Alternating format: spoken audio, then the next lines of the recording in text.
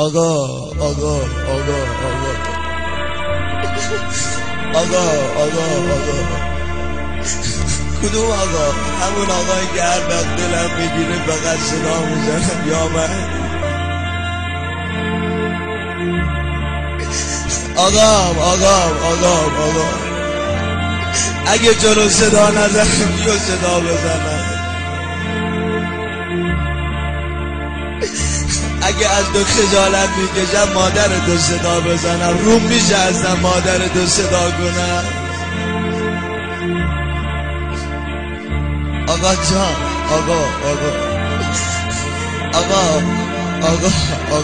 آقا شب آخر درگیر فاطمیه مادرت. آقا درسته نمک خوردم، نمک دوشی گردم. آقا درسته هرچی به من خوبی کردی جز بدی هیچ چیزی جواب تو ندادم.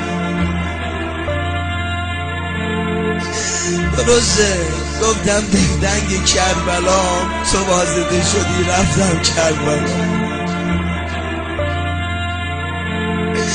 درسته گفتم دلتنگ امام رضا،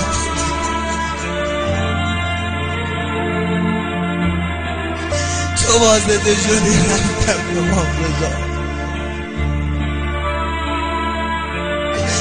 گفتم عشق چشم بهم دادی، گفتم دل شکسته آقا بهم دادی.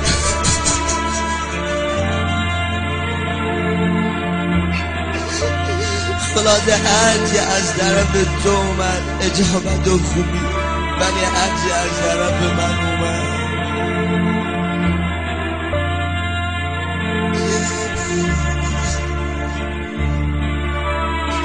آقا